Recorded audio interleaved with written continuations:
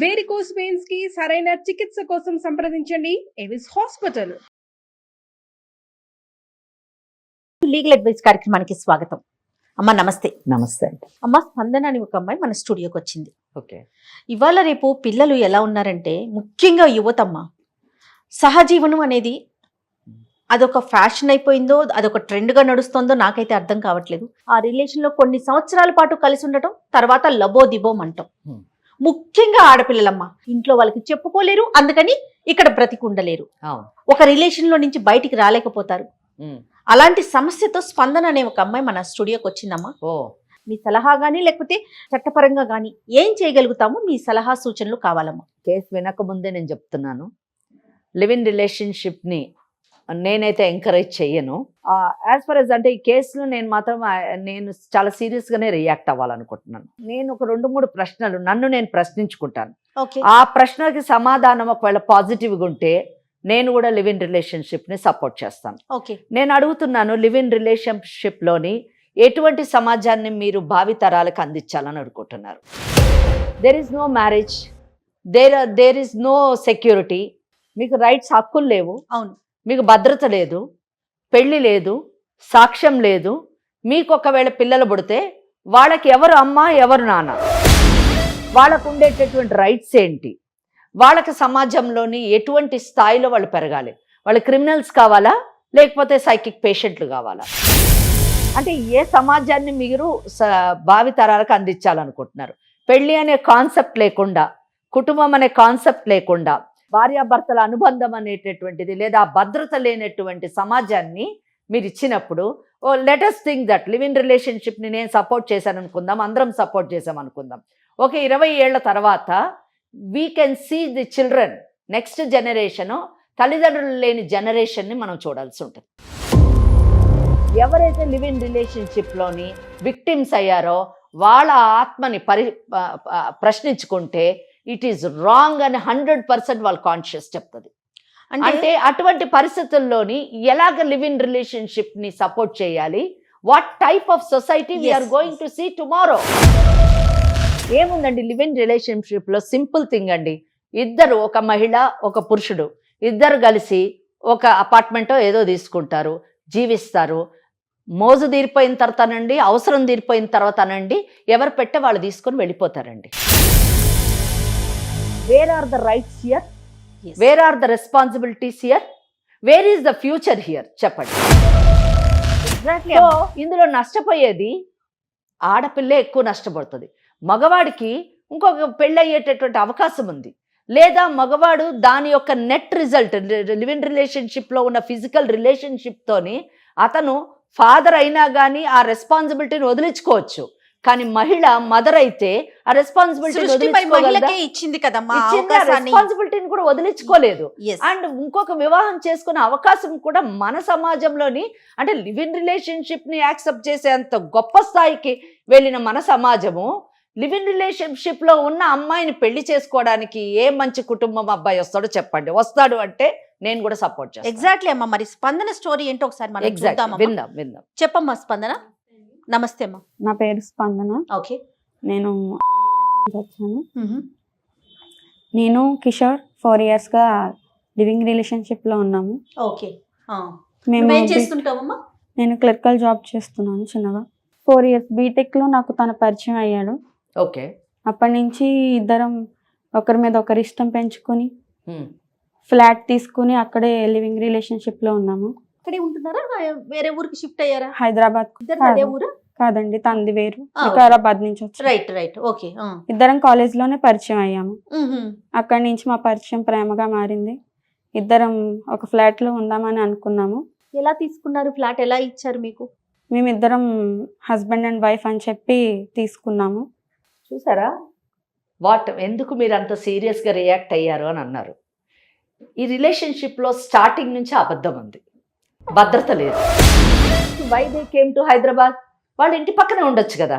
If the relationship is genuine, fair, అది సమాజం accept చేసింది అయితే, లీగలీ యాక్సెప్టబుల్ అయితే వాళ్ళ ఇంటి దగ్గర ఉండొచ్చు. అపార్ట్మెంట్ ఏమని చెప్పి తీసుకున్నారు? మళ్ళీ అబద్ధం చెప్పి తీసుకున్నారు. భార్య భర్త అని చెప్పి అబద్ధం తీసుకున్నారు. Why all these things? అంటే నీ మాటకి మేము అడ్డు మాట్లాడుతున్నాం అనుకోకు. ఓకే చెప్పు. తనకి జాబ్ అనేది ఏం లేదు. ఓకే. నాకు జాబ్ వచ్చాకనే తను నేను చూసుకున్నాను. ఇంటి రెంట్ గాని మొత్తం అంతా నేనే చూసుకున్నా. తనకి కావాల్సినవి, నాకు కావాల్సినవి, ఇంట్లో అన్ని నేనే చూసుకున్నాను. తర్వాత తనకి 2 years తర్వాత జాబ్ వచ్చింది. ఫ్రెండ్ సర్కిల్ ఎక్కువ అయింది. ఓకే. నన్ను అవాయిడ్ చేయడం స్టార్ట్ చేశాడు. పెళ్లి సంబంధాలు వస్తున్నాయని చెప్తున్నాడు. అందుకు నాకు వద్దు, నేను నా పేరెంట్స్ ని ఒప్పించలేను, నీ దారి నీది, నా దారి నాది అన్నట్టే మాట్లాడుతున్నాడు. ఏం చెప్పినా తను నాతో కన్విన్స్ అవ్వట్లేదు అసలు. ఏం చేసుకుంటావు, ఓకే నువ్వు ఇంకా చూసుకో, ఇక్కడ దాకా ఎంజాయ్ చేసేసాం కదా, అయిపోయింది, నీ దారి నువ్వు చూసుకో, నా దారి నేను చూసుకుంటా అన్న పద్ధతిలోనే మాట్లాడుతున్నాడు. నాకు మాత్రం తనే కావాలని నేను అడుగుతున్నాను. ఓకే. స్పందన, మీరు 4 ఏళ్ళు లివ్ ఇన్ రిలేషన్షిప్ సహజీవనం చేశారు కదా, మీకు ఈ నిమిషము ఏమనిపిస్తుంది? మీరు తీసుకున్న నిర్ణయం కరెక్ట్ అని అనిపిస్తుందా? అది ఎప్పటికీ కరెక్ట్ కాదని నాకు తెలుసండి. ఇప్పుడు అనిపిస్తుంది. 4 ఏళ్ల క్రితం అనిపించింది, ఇప్పుడు అనిపిస్తుంది. ఎందుకు అనిపిస్తుంది అది? తను నన్ను ఎంతగానో ప్రేమించాడు, నేను తను అట్లానే ప్రేమించాను. ఓకే. తను ఇప్పటికీ నేను కావాలనే అనుకుంటున్నాను, కానీ తను నన్ను వద్దనుకుంటున్నాడు. అదే అంటే ఇక్కడ చిన్న కరెక్షన్. అంటే నేనేం మిమ్మల్ని తప్పు పట్టడం లేను, మీరు తీసుకున్నటువంటి నిర్ణయం కూడా తప్పని చెప్తున్నాను. ఎందుకంటే అది మీ భవిష్యత్తుని పాడు చేస్తుంది కాబట్టి, అంతేగాని వ్యక్తిగతం ఏం లేదు. ఇప్పుడు మీరు ఒక మాట చెప్పారు, నేను అతన్ని ఎంతగానో ప్రేమించాను, అతను నన్ను ఎంతగానో ప్రేమించాను. కానీ మీకు ఈ 4 ఏళ్ల తర్వాత, అంటే మీ జీవితంలో జరిగిన ఈ 4 ఏళ్లలో తేడా ఏంటంటే, మీరు బీటెక్ ఇద్దరు స్టూడెంట్స్గా ఉన్నప్పుడు ఒకరికొకరు ప్రేమించుకున్నామని అనుకున్నారు. మీరు ప్రేమించింది నిజం ఉండొచ్చు, ఓకే. అప్పుడు అతని బ్యాక్గ్రౌండ్ సరిగా లేదు, అంటే ఆయన ఫైనాన్షియల్ పొజిషన్ సరిగా లేదు. కానీ ఇక్కడ హైదరాబాద్కి వచ్చిన తర్వాత మీరు ఈ 4 ఏళ్ళు మీరే అతన్ని పోషిస్తున్నారు, అతని అవసరాలన్నీ తీరుస్తున్నారు. కానీ 2 ఏళ్ల తర్వాత అతనికి జాబ్ వచ్చింది, ఫ్రెండ్స్ సర్కిల్ డెవలప్ అయింది, ఆయనకు సమాజంలో ఒక స్టేటస్ వచ్చింది. వచ్చిన తర్వాత ఆయన మిమ్మల్ని నెగ్లెక్ట్ చేయడం మొదలెట్టాడు. మిమ్మల్ని కేవలము అతను స్టెబిలైజ్ అయ్యేంత మటుకు మిమ్మల్ని కేవలం ఉపయోగించుకున్నాడు, కానీ మిమ్మల్ని ప్రేమించలేదు అని నేను అనుకుంటున్నాను. ఏమంటారు? దానికి మీరు ఏమంటారు? లేదండి, ఖచ్చితంగా నన్ను తను ప్రేమించాడు. నిజంగా పేరెంట్ అంటే వాళ్ళ ఇంట్లో పెళ్లి చేస్తారనే తను మిమ్మల్ని ఇప్పుడు చెప్పుకోలేక వద్దంటున్నాడా, లేకపోతే ఇంకే వేరే ఏమన్నా కారణాలు ఉంటాయని మీరు అసలు ఏమనుకుంటున్నారో చెప్తే? క్యాస్ట్ ఫీలింగ్ ఉందంటున్నాడు. వాళ్ళ పేరెంట్స్ కి చెప్పినా అసలు ఒప్పుకోరు. మీ క్యాస్ట్ వేరు, మా క్యాస్ట్ వేరు, ఎట్లా ఒప్పుకుంటారు? మరి మీరు పరిచయం అయిన కొత్తలోని మీరిద్దరు సహజీవనం చేసేటప్పుడు ఇవన్నీ ఆలోచించలేదా? క్యాస్ట్ కానివ్వండి, ఫైనాన్షియల్ స్టేటస్ కానివ్వండి, ఫ్యామిలీ బ్యాక్గ్రౌండ్స్ కానివ్వండి, ఇవన్నీ ఆలోచించలేదా? అవన్నీ చూసి ఎవరు లవ్ చేయరు కదా మేడం. అవును, కానీ పెళ్లికైతే అవన్నీ కావాలి కదా. ఇప్పుడు ఆయన చెప్పేది అదే కదా, అంతే కదా. మిమ్మల్ని ఇప్పుడు మీరు పెళ్లి చేసుకోమని కదా అడుగుతున్నారు. మరి పెళ్లి చేసుకోవడానికి నాకు ఇష్టం లేదు, ఎందుకంటే నీ క్యాస్ట్ వేరు, మా క్యాస్ట్ వేరు అంటున్నారు. కానీ నాకు ఆ ఫీలింగ్ ఏం లేదు. అతనికి ఉంది కదా. ఎట్లాగైనా తను నన్నే పెళ్లి చేసుకోవాలనే నేను మిమ్మల్ని పెళ్లి చేసుకోవాలని. మరి అదెందుకు మీరు బిగినింగ్లోనే 4 years బ్యాకే నన్ను పెళ్లి చేసుకున్న తర్వాత మన ఇద్దరం కలిసి ఉందామని ఎందుకు చెప్పలేదు? సెటిల్ అవ్వలేదు. సెటిల్ అవ్వనంత మటుకు మీరు మీ ప్లేస్లో మీరుండి, ఆయన ప్లేస్లో ఆయన ఉండి, మనం సెటిల్ అయిన తర్వాత పెళ్లి చేసుకుందామని ఒక కండిషన్ అయితే మీరు పెట్టాలి కదా. సో జయ గారు, సింపుల్ థింగ్, వదిలి ఉండలేనటువంటి ఈ ప్రయాణం, 4 ఏళ్ల క్రితం ప్రారంభమైనటువంటి ప్రయాణం 2 ఏళ్లలోని వదిలి ఉండే పరిస్థితికి వచ్చేసింది. సో అతను వదిలి వెళ్ళిపోయాడు. సరే, ఇప్పుడు లీగల్ అడ్వైస్కి ఎందుకు వచ్చావు నువ్వు చెప్పు. నా ఫ్రెండ్స్ కి, నా కొలీగ్స్ కి మేమిద్దరం హస్బెండ్ అండ్ వైఫ్ మాత్రంగానే తెలుసు. మేము ఫ్లాట్ కూడా అట్లానే చెప్పి తీసుకున్నాం. అతని ఫ్రెండ్స్ కమ్మా? అతని ఫ్రెండ్స్ కి కూడా తెలుసు. సేమ్ ఇట్లా మీరిద్దరు వైఫ్ అండ్ హస్బెండ్ అనే? హస్బెండ్ అని, వైఫ్ అండ్ హస్బెండ్ అనే తెలుసు. Okay okay. మా ఇంట్లో ఇప్పుడు నేను ఇదంతా చెప్పలేను కదా మేడం. మీ ఇంట్లో చెప్పలేవు, మరి వాళ్ళ ఇంట్లో తెలుసా? వాళ్ళ ఇంట్లో ఏమని తెలుసు? అసలు మీ ఇద్దరు కలిసి ఉంటున్నారని తెలుసా? ఏమీ తెలియదు మేడం. కలిసి ఉంటున్నారని కూడా తెలియదు. ఇద్దరి ఇంట్లో మేము కలిసి ఉంటున్నామని ఏ ఫ్యామిలీకి కూడా తెలియదు. ఇప్పుడు అసలు అతను ఏమంటాడు ఫైనల్ గా? నీ క్యాస్ట్ వేరు కాబట్టి నాకు పెళ్లి సంబంధాలు వస్తున్నాయి, నేను నా పేరెంట్స్ చెప్పిన మాటే వింటాను, అక్కడే చూసుకుంటాను అన్నట్టే మాట్లాడు. నిజమేనంటావా? అది నీకేమనిపిస్తుంది? అంటే తనకి లేట్ నైట్స్ కూడా కాల్స్ వస్తూ ఉంటాయి. అది తన టీంలో ఒక మెంబర్ అని, ఒక అమ్మాయి అని తెలిసింది. ఓకే. ఎప్పుడు చాట్ చేస్తూ ఉంటాడు, ఫోన్ కాల్స్ మాట్లాడుతూ ఉంటాడు, బయటకు వెళ్ళిపోతాడు. మరి నువ్వు అడిగావా ఎప్పుడైనా ఎందుకు నువ్వు ఇట్లా బయటకు వెళ్తున్నావు, ఎవరు నీకు ఫోన్ చేస్తున్నారు ఏంటనేసి? లేదు, అదేమీ నేను అడగలేదు. నువ్వు ఇంకేమీ మాట్లాడవా? అతన్ని ఏమి అడగవా? అడగలేదు మేడం. అడగలేదు. ఆ అమ్మాయి దేనికి వచ్చింది మన దగ్గరికి? ఎట్లయినా ఆ అబ్బాయే కావాలి మేడం, నన్ను కల్పించండి, ఒకసారి మేడంతో మాట్లాడించండి అని చెప్పి వచ్చిందమ్మా. కల్పించండి అంటే ఏంటి ఆమె ఉద్దేశము? అంటే ఇంకొన్ని రోజులు లివ్ ఇన్ రిలేషన్షిప్ లో ఉండాలనా? అంటే ఇప్పుడు ప్రెసెంట్ మ్యారేజ్ కి వెళ్ళాలని అనుకుంటుంది తను ఎప్పుడైతే పెళ్లి అని అడిగిందో అప్పుడు అటువైపు నుంచి రివర్స్ అయ్యాడు Okay, అనమాట. అప్పటి పెళ్లి- వరకు అతను ఓకే. పెళ్ళి అంటే ఓకే, మనం ఏదో మాట్లాడొచ్చు కానీ, అవునవును. బట్ కల్పించండి అంటే మనము ఇంకొక 4 సంవత్సరాలు మీరు కలిసి ఉండడానికి మనం ఇక్కడ ఇదైతే వేదిక కాదమ్మా. ఇది అలాంటి వేదిక విషయాలకైతే కాదు, సుమన్ అటువంటి టీవీ గానీ encourage మీరు కూడా కానీ చేయరు. నేను కానీ మనం వేదిక Encourage కానే చేయరు. కాదమ్మా. అందులో సరే. ఎలాంటి సమస్య ఒకసారి లేదు. అయితే ఆయన అబ్బాయితో మాట్లాడమనండి, మనకు అర్థమైపోతుంది ఏంటి అసలు ఆ అబ్బాయి ఏ విధంగా స్పందిస్తున్నాడు ఆమె పట్ల, ఉమ్, అసలు ఆ అబ్బాయి ఫ్యూచర్ ఇంట్రెస్ట్ ఏంటి, ఉమ్, అసలు ఈమె పొజిషన్ ఏంటి. ఉమ్, ఎందుకంటే ఈ అమ్మాయి గట్టిగా ఇందాక నేను మాట్లాడినప్పుడు చాలా గట్టిగా చాలా కాన్ఫిడెంట్ గా ఏం చెప్పిందంటే, ఆయన నన్ను ప్రేమించాడు, ఉమ్, మేమిద్దరం పరస్పరం ప్రేమించుకున్నామన్నాడు. ఆ ప్రేమ ఎంత మటుకు కరెక్ట్, అది ప్రేమ లేకపోతే అవకాశం తీసుకున్నాడు, అవకాశవాది అతను అన్నది మనకు ఆ మాటల్లో అర్థమవుతుంది. Write letter talk to him. మాట్లాడతావమ్మా, ఒకసారి ఫోన్ చేస్తావా? అదే ఒకటి జయ, మీరు అడిగారు కదా, నేను కూడా ఇక్కడ ఈ మధ్యకాలంలో ఎక్కడో విన్నాను, లివ్ ఇన్ రిలేషన్షిప్ లో వెళ్లే ముందు ఒక అగ్రిమెంట్ రాసుకుంటాము, Yes. దాంట్లో టర్మ్స్ అండ్ కండిషన్స్ ఉంటాయంటే.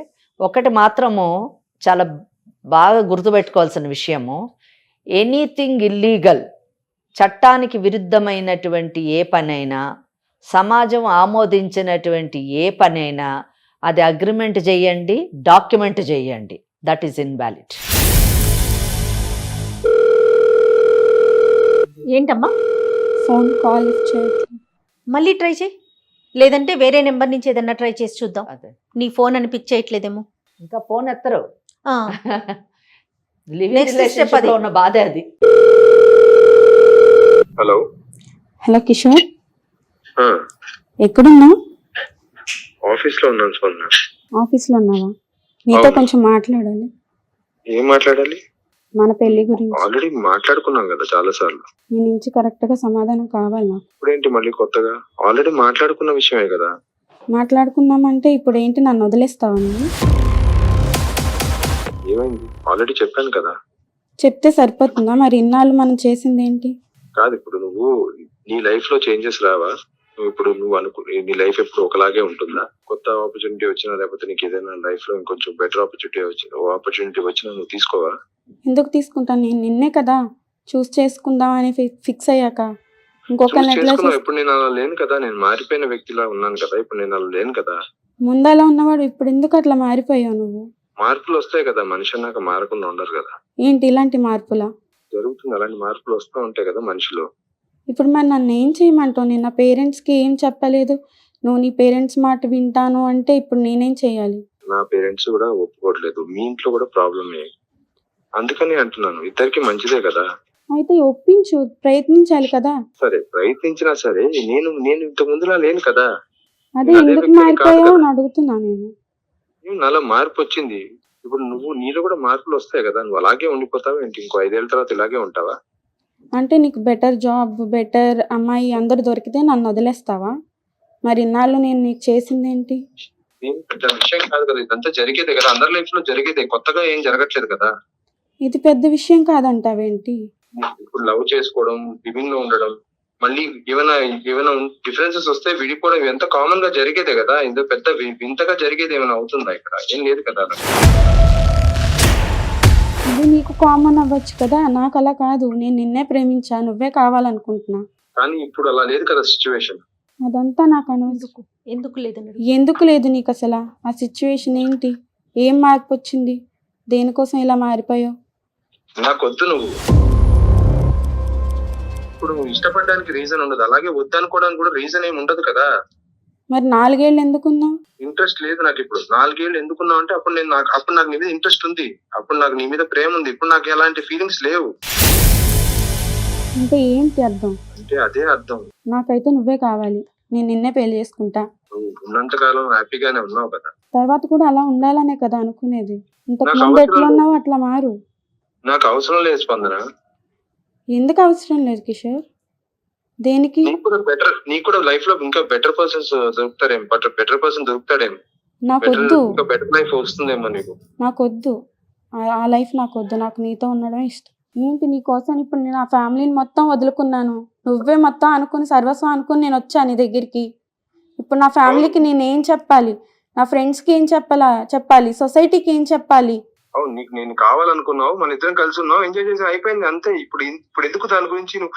ఇప్పుడు నీకు లైఫ్ లో ఇంకా బెటర్ ఆపర్చునిటీ రావచ్చు, నీకు ఇంకా బెటర్ పర్సన్ దొరకచ్చు, నీ లైఫ్ ఇంకా బెటర్ గా ఉండొచ్చు. ఎందుకు నాతోనే ఉండాలనుకుంటున్నావు? అదేంటి, నీకోసమే కదా ఇదంతా చేస్తుంది. జాబ్ చేశాను, నీకింత చేసి సంపాదించి పెట్టాను, నీకోసం నా ఫ్యామిలీని అంత దూరంగా పెట్టి ఉంచాను. నువ్వు చేసావు, ఎంజాయ్ చేసాము, అయిపోయింది. ఇప్పుడు ఆ ఇంట్రెస్ట్ లేదు నాకు. ఇంట్రెస్ట్ లేదంటే ఏంటి అసలు? లేదు, ఇంట్రెస్ట్ లేదంటే ఇంట్రెస్ట్ లేదనే కదా అర్థం. నాకు నీ మీద ఇంట్రెస్ట్ లేదు, నాకు నువ్వు వద్దు. ఇప్పుడు నేనేం చెయ్యాలి? నెక్స్ట్ స్టెప్ నేనేం తీసుకోవాలి? నా లైఫ్ ఏమైపోతుంది? నీ లైఫ్ నువ్వు హ్యాపీగా లీడ్ చేసుకో. నీకు ఇంకా లైఫ్ లో బెటర్ పర్సన్ దొరకచ్చు. నీ ఇష్టం, నీ ఇష్టం వచ్చినట్టు నువ్వు బతకచ్చు కదా, ఫ్రీగా ఉండు. నాకు అదంతా వద్దు, నాకు నువ్వే కావాలంటుంటే నువ్వు మళ్ళీ అదే చెప్తున్నావేంటి? ఎందుకు నన్నే పట్టుకుని ఉండాలనుకుంటున్నావు? నేను నిన్ను ప్రేమించాను కాబట్టి నీతోనే ఉండాలనుకుంటున్నాను. ఇవన్నీ కామన్ కదా. నాకు నువ్వు ఇష్టం లేదు, నేను ఇలా ఉండాలనుకోవట్లేదు. ఇంట్లో కూడా నీకు తెలుసు, కమ్యూనిటీస్ వల్ల ప్రాబ్లమ్స్ ఉంటాయి. ఇంట్లో కూడా కన్విన్స్ చేయడం కుదరదు. మరి ఇదంతా ముందు గుర్తు రాలేదా? నీకు తెలీదా? నాకు తెలియలేదు, చేశాను, అయిపోయింది. రియలైజేషన్ అనేది ఏదో ఒక పాయింట్ లో అవుతుంది. నేను ఇప్పుడు రియలైజ్ అయ్యాను. నీ ఇష్టం వచ్చినట్టు నువ్వు హ్యాపీగా లీడ్ చేసుకో. ఏం చేయమంటావు నన్ను ఇప్పుడు? ఏమన్నా చేసుకో. ఏమన్నా ప్రూఫ్స్ ఉన్నాయి నీ దగ్గర? నువ్వేం ప్రూవ్ చేయాలనుకుంటున్నావు చేసుకో, ఏమన్నా చేసుకో. నాకైతే నీతో ఉండడం ఇష్టం లేదు. ఏంటైతే ఇప్పుడు నన్ను మోసం చేసావు అనుకోవాలా నేను? నువ్వు మోసం అనుకో, ప్రేమ అనుకో, జరిగిందైతే ఇది. నువ్వు ఇప్పుడు ఏం చేయాలనుకుంటే అది చేసుకో స్పందన.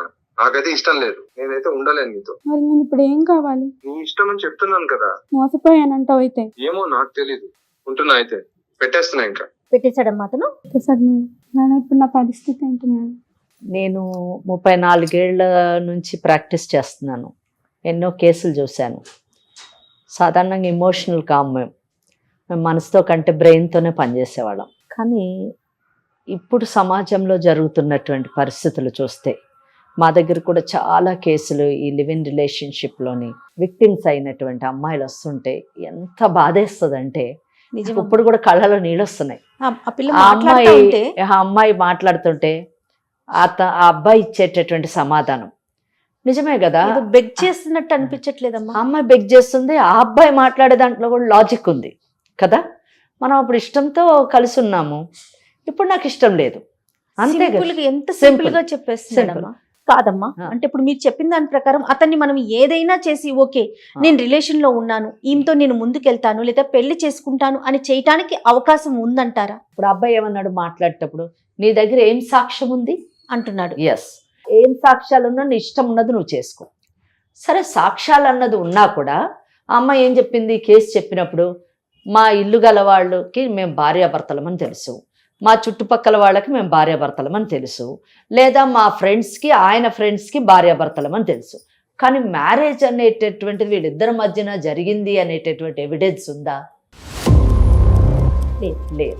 ఏమ్మా, మ్యారేజ్ అయితే చేసుకోలేదు మీరు? సో భార్యాభర్త అన్న స్టేటస్ రాలేదు అంటే వాళ్ళకి పెళ్లి అన్నది కాలేదు, పెళ్లి అన్న సాక్ష్యం ఇక్కడ లేదు. అందుకే ఆ అబ్బాయి ఏమంటున్నాడు, నీ ఇష్టం ఉన్నది చేసుకోవాలని. ఏం చేసుకుంటావో అది చేసుకో. సరే, 4 సంవత్సరాలు చుట్టుపక్కల వాళ్ళందరికీ తెలిసేటట్టుగా భార్యాభర్తలుగా నివసించామంటే నిజంగా సుప్రీంకోర్టు జడ్జిమెంట్స్ ఉన్నాయండి. ఏమని, ది లాంగ్ లివింగ్ రిలేషన్షిప్ ని కూడా we can consider it as a wife and husband అని చెప్పొచ్చు. సరే, అమ్మ అబ్బాయితో మాట్లాడటం మనం మొత్తం విన్నాం. ఓకే, చాలా ఖచ్చితంగా తన నిర్ణయాన్ని అతను చెప్తున్నాడమ్మా. మరి ఇప్పుడు అసలు స్పందనకి ఏంటి, మనం ఏం చెప్పాలి, మీరు ఏం చెప్పదలుచుకున్నారు? నేను ఒక 4 ముక్కల్లో చెప్పాలనుకుంటున్నాను. ఫస్ట్ పాయింట్ ఏంటంటే, వీళ్ళది మ్యారేజ్ అన్నది లేదు అన్నది ఎవిడెన్స్ లేదు. మ్యారేజ్ జరిగిందంటానికి ఎవిడెన్స్ లేదు. వాళ్ళిద్దరూ లివ్ ఇన్ రిలేషన్షిప్ అని ఇద్దరు ఒప్పుకున్నారు, వాళ్ళిద్దరి మధ్యన మ్యారేజ్ జరగలేదు. సో మ్యారేజ్ అన్నది జరిగి ఉండి ఉంటే ఆయన కానీ వదిలేస్తే నా భర్త నాతో కాపురం చెయ్యాలి అని రెస్టిట్యూషన్ ఆఫ్ కాంజుగల్ రైట్స్ వేసుకుంటారు. ఇక్కడ లివ్ ఇన్ రిలేషన్షిప్లో ఆ ఆప్షన్ లేదు. సెకండ్ ఆప్షన్ ఏంటి, మేము లాంగ్ రిలేషన్షిప్ 4 ఏళ్ల నుంచి ఉన్నాం కాబట్టి మాది మ్యారేజ్గానే కన్సిడర్ చెయ్యండి అని ఒక డిక్లరేషన్ సూట్ వేసుకునేటటువంటి అవకాశం ఉంది.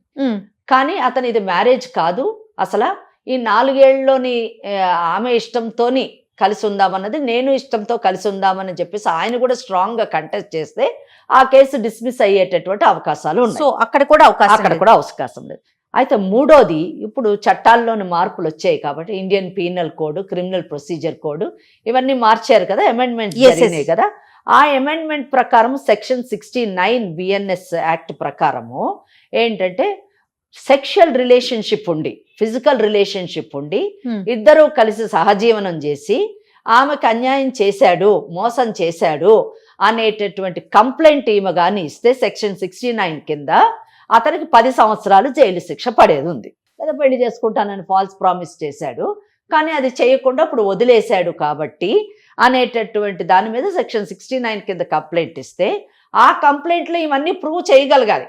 అతను పెళ్లి చేసుకుంటానని చెప్పేసి ప్రామిస్ చేశాడని అటువంటి సాక్ష్యాధారాలు పెట్టి అవన్నీ చేసి ప్రూవ్ చేస్తే అందులో కూడా ఏంటి, ఈమెను పెళ్లి చేసుకోవని తీర్పు ఇవ్వరు, నువ్వు మోసం చేసావు కాబట్టి 10 సంవత్సరాలు నీకు జైలు శిక్ష ఇస్తారు.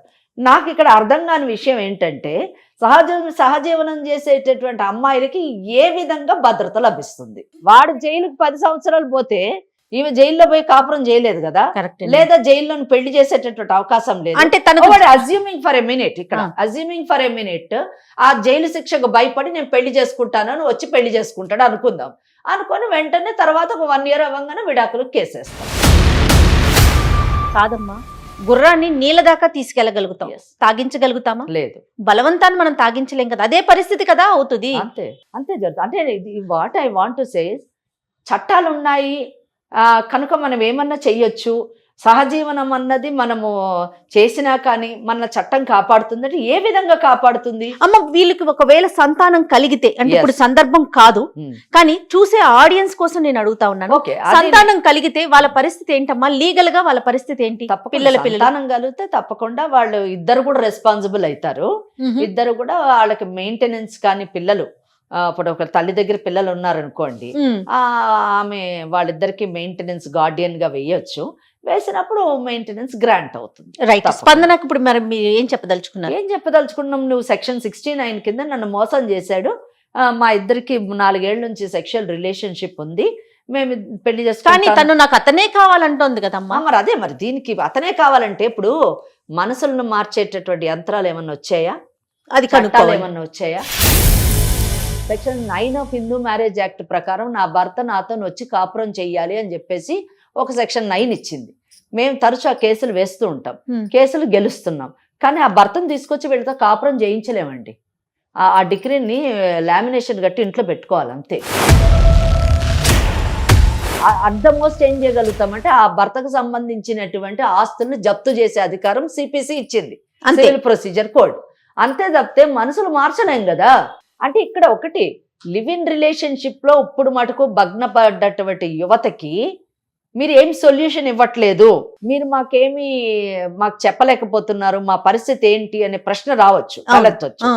ఎస్, మీకు కొత్తగా వచ్చినట్టు చట్టాల ప్రకారం అట్లా మోసం చేసేటటువంటి వాళ్ళకి శిక్షని పడేటట్టుగా చేసేటటువంటి అవకాశం చట్టం కల్పిస్తుంది అన్నది నేను ఒక అడ్వకేట్ గా చెప్పగలను. But at the same time ఒక మహిళగా నేను చెప్పగలిగింది ఏంటంటే, యూ కెనాట్ చేంజ్, వాళ్ళ మైండ్ని మార్చలేరు. ఆ భయంతో మీతో కాపురం చేస్తాడు, మీతో కలిసి జీవిస్తాడు అన్నది ట్రాష్ అని నేను అనుకుంటున్నాను. వందన మేడం చెప్పిన పూర్తిగా విన్నావు, నువ్వు చెప్పు మరి నీ ఒపీనియన్ ఏంటి? నన్ను నేను మోసం చేసుకున్నాను అనిపిస్తుంది. అంతే కదా, తల్లిదండ్రులకి ఏం చెప్పకుండా ఇలాంటి తప్పు చేశాను, వాళ్ళను కూడా మోసం చేశాను. తర్వాత మీరు మోసం చేయడమే కాదు, వాళ్ళు కూడా మీ పైన ఒక నిఘా పెట్టి ఉండకపోవడం తల్లిదండ్రులది కూడా ఒక విషయం. ఇటువంటి కేసుల్లోని వాళ్ళు కూడా జాగ్రత్తగా ఉండాలండి. అది కూడా వాళ్ళ తరఫున కూడా తప్పు ఉందన్నది నా అభిప్రాయం. తల్లిదండ్రులు కూడా తర్వాత ఏ స్టెప్ తీసుకోవాలనేది నాకేమీ అర్థం కావట్లేదు. ఏముందమ్మా, నువ్వు చదువుకున్నావు, బీటెక్ చేసావు, ఉద్యోగం చేస్తున్నావు, నిజం చెప్పాలంటే అతన్ని కూడా పోషించావు. ఇప్పుడు ఈ అమ్మాయికి మెయింటెనెన్స్ ఏమన్నా వస్తుందా అని అడుగుతుంటారు కొంతమంది వచ్చి. వాళ్ళు చదువుకున్నటువంటి అమ్మాయిలు, మంచి సంపాదిస్తున్నటువంటి అమ్మాయిలకి ఇటువంటి పనులు చేసుకొని ఇంకా మెయింటెనెన్స్ ఏం అడుగుతామండి? మెయింటెనెన్స్ రావడానికి భార్య అనేటటువంటి డెఫినేషన్ లో రావాలి కావని సహజీవనం అనే డెఫినేషన్ లో ఎలాగ ఇదవుతుంది? మళ్ళా ఆమె ఎంప్లాయీ కనుక మీరు ఒకటేనమ్మా, మీ తప్పు మీరు తెలుసుకున్నారు, మీరు మీ జీవితాన్ని సరిదిద్దుకొని చక్కగా మీ ఉద్యోగాన్ని చేసుకుంటూ మీ కెరీర్ని డెవలప్ చేస్తూ మూవ్ ఫార్వర్డ్. మంచి అబ్బాయిని, తల్లిదండ్రులు చూసిన అబ్బాయిని పెళ్లి చేసుకొని కొత్త జీవితాన్ని ప్రారంభించండి. మీ మనసులోంచి అది తీసేయండి. Yes, అమ్మా. అతను నన్ను చాలా ప్రేమించాడు, నేను అతన్ని చాలా ప్రేమించాను, మేమిద్దరం ఒకరు విడిచి బ్రతకలేమన్నది అదంతా అబద్ధం అమ్మ. అదంతా వాస్తవంలోకి రండి. వాస్తవంలోకి రండి. చక్కగా నిజమైనటువంటి జీవితాన్ని జీవించడానికి ట్రై చేయండి. కానీ ఈ ఎపిసోడ్ యువత అందరికీ ఆదర్శం కావాలని, వారికి ఒక కనువిప్పు కావాలని నేనైతే కోరుకుంటున్నానమ్మా. 100% అండి. ఈ ఎపిసోడ్ నిజం చెప్పాలంటే ఎలా రెస్పాన్స్ వస్తుంది అని నేను చూడాలనుకుంటున్నాను. ఏదైనా కానీ మనస్ఫూర్తిగా యువత బాగుండాలి, వారికి భద్రత ఉండాలి, ఖచ్చితంగా. ముఖ్యంగా మహిళకి రక్షణ ఉండాలి, కుటుంబం అనేటటువంటి ప్రొటెక్షన్ ఉండాలని నేను మనస్ఫూర్తిగా కోరుకుంటాను. Right. అందుకే నేను నిజం చెప్పాలంటే వ్యతిరేకిస్తూ ఉంటాను. ఇక రాబో కాలం ఎలా ఉంటుందో మనకు తెలియదు తెలియదు కాబట్టి అట్లీస్ట్ మనం చెప్పగలిగినంత మటుకు, మనం ఉన్నంత మటుకు ఈ సొసైటీని మనం ప్రొటెక్ట్ చేయాలి. తప్పకుండా అమ్మా. థ్యాంక్ యూ సో మచ్ అమ్మా. నమస్తే.